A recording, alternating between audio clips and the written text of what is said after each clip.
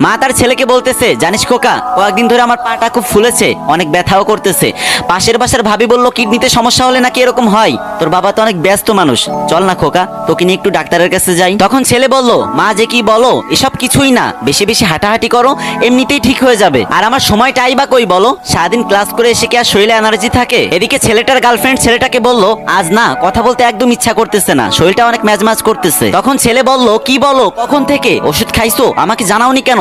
এক্ষুনি বের হও, আমি তোমাকে এখনই ডাক্তারের কাছে নিয়ে যাব। আর একদম দেরি করবে না কিন্তু, না হলে শরীরে জ্বর এসে যাবে। এদিকে শুক্রবারে মা ছেলেকে বলতেছে, আজকে তো তোর ছুটি, চল না বাজান, তোর নিয়ে একটু বাজারে যাই। প্রতিদিন বাজারের ব্যাগ টানতে টানতে আমার কোমরটা ব্যথা হয়ে গেছে, আজকে তুই আর আমি একসাথে বাজার করব। তখন ছেলে বলল, মা মাত্র একদিন ছুটি পেলাম, একটু শান্তিতেও থাকতে দিবা না? এদিকে ছেলেটার গার্লফ্রেন্ড ছেলেটাকে বলতেছে, ওই আমার কিছু জিনিসপত্র কিনা দরকার, তুমি একটু আসো তো। আর তুমি তো জানোই শপিং ব্যাগ ধরলে আমার হাতটা লাল হয়ে যায়। তখন ছেলে উত্তরে বলল, তুমি একদম চিন্তা করো না, তুমি রেডি হতে হতেই দেখবা বান্দা হাজির। আর এদিকে মা তার ছেলেকে বলতেছে, বাজান কতদিন তোর সাথে হাঁটতে বেরোই না, তুই যখন পিসি ছিলি তখন তোর পিসি পিসি আঙ্গুলগুলো দিয়ে আমার আঙ্গুল শক্ত করে ধরে রাখতি, একা একা হাঁটতেই চাইতি না, তোর হাতটা ছাইয়া দিলেই তুই কান্না করতি, মনে আছে তোর? চল না আজকে একটু হাইটে আসি, বেশি দূর যাব না, বাসার আশেপাশেই কোথাও হাঁটবো। তখন ছেলে চিৎকার দিয়ে বলল, মা প্লিজ, ভালো লাগছে না, অন্যদিন যেও। আর এদিকে ছেলেটার গার্লফ্রেন্ড ছেলেটাকে বলল, আজ দেখা করবা কাছে কোথাও? তখন ছেলেটা বলল, অবশ্যই, কিন্তু কাছে না, দূরে কোথাও যাব। শোনো,